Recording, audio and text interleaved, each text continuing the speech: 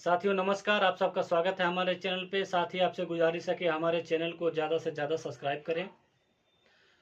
साथियों, काफ़ी दिनों से हम आप लोग के बीच में नहीं आ पा रहे थे, वीडियो नहीं बना पा रहे थे। किसी विशेष कारणों की वजह से हम बाहर थे, इसीलिए हम आप लोग के बीच में नहीं आ पाए, ना लाइव कर पाए, ना ही तो कोई वीडियो बना पाए। लेकिन अब निरंतर कोशिश करेंगे आप लोग के बीच में रहें, अपनी बातें आप लोग के बीच में साझा करें। साथियों, खबर जो है तमिलनाडु से आ रही है।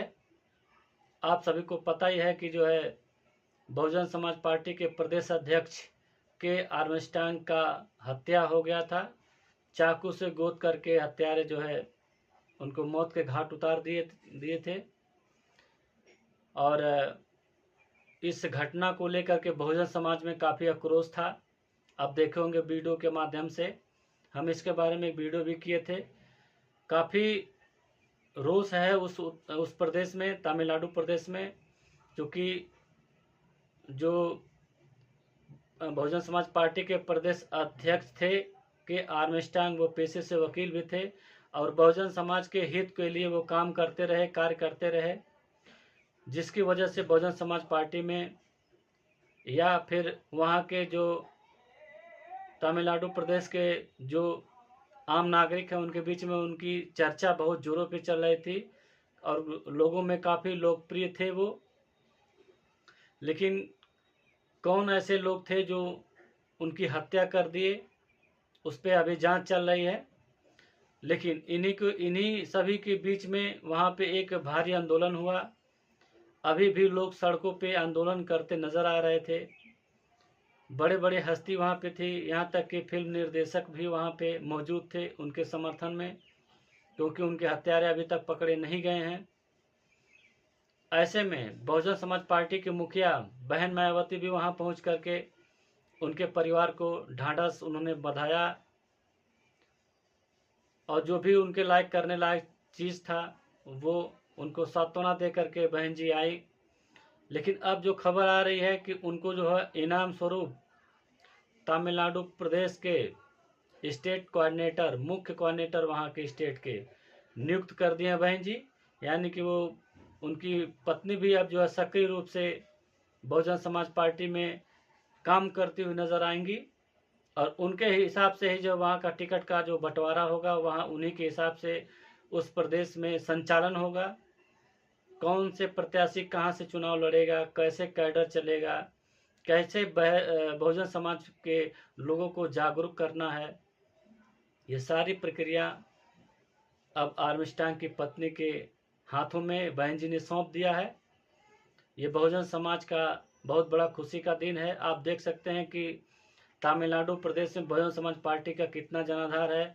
हालांकि पहले कभी सीटें निकलती थी, इस समय तो नहीं निकल पा रही है। इस समय तो उत्तर प्रदेश के अंदर भी नहीं निकल पा रही है, बड़ी मुश्किल है।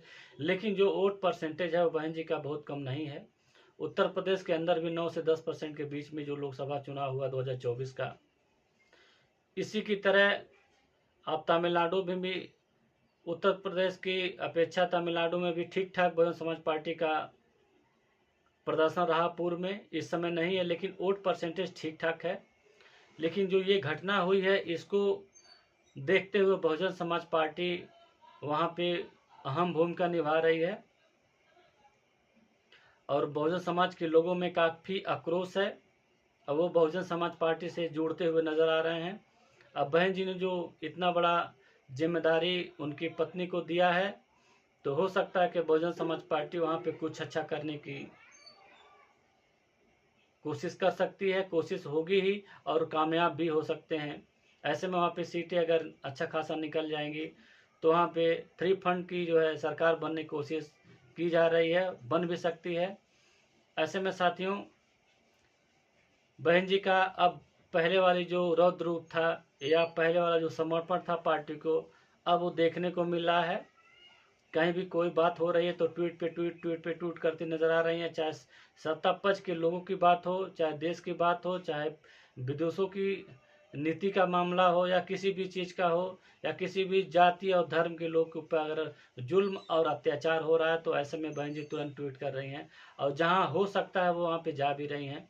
आप देख सकते हैं ऐसे में लग रहा है कि अब बहुजन समाज पार्टी में नई धारा आ जाएगी और बहुजन समाज पार्टी फिर पहले वाले रूप में आ सकती है, क्योंकि बहुजन समाज पार्टी का जो जनाधार है पूरे देश में है, वो एक राष्ट्रीय पार्टी है। हालांकि अब राष्ट्रीय पार्टी का थोड़ा सा खतरा मंडरा रहा है, क्योंकि अभी आप देख सकते हैं कि हरिद्वार का जो सीट था, मैंगलोर सीट, वहाँ पे जो उपचुनाव हुआ वहाँ पे कांग्रेस के प्रत्याशी जीत गए हैं। इसके पहले बहुजन समाज पार्टी की सीटिंग MLA थे, हालांकि उनकी मृत्यु हो गई। मृत्यु होने के बाद वो सीट खाली हो गई थी, तो वो उपचुनाव हुआ और उस मैंगलोर सीट से कांग्रेस इस बार जीती। हालांकि 2 सीट कांग्रेस के खाते में गई, 2 सीट थी वहाँ पे, 2 सीटों पे उपचुनाव था, दोनों सीट जो कांग्रेस के खाते में चली गई है। लेकिन बहुजन समाज पार्टी अब उम्मीद की जा रही है कि अब जो है बहुजन समाज पार्टी उठ करके खड़ा होकर के अब जो है देश में तीसरा विकल्प बन सकती है, अगर बहन जी एक्टिव रहती हैं तो। और जो कोऑर्डिनेटर हैं, बूथ तक के कोऑर्डिनेटर, कार्यकर्ता, माफ कीजिएगा, हमारे कहने का मतलब है कि जो बहुजन समाज पार्टी कार्यकर्ता हैं वो बूथ लेवल से लेकर के सेक्टर से लेकर के जो है आपका विधानसभा से लेकर के जिले स्तर, और जिले से लेकर के प्रदेश स्तर से लेकर के पूरे देश स्तर पे एक व्यापक उनके अंदर विश्वास आ गया कि बहन जी अब खड़ा हो गई हैं, तो कार्यकर्ता के अंदर जोश भर गया है, जिसकी वजह से पार्टी जो है वह फिर जो है उठने की कोशिश कर रही है और उम्मीद है आने वाले चुनाव में इसका परिणाम देखने को मिलेगा। ये हमारा वीडियो कैसा लगा साथियों आप लोग को, आप लोग कमेंट बॉक्स में जरूर कमेंट करें। धन्यवाद।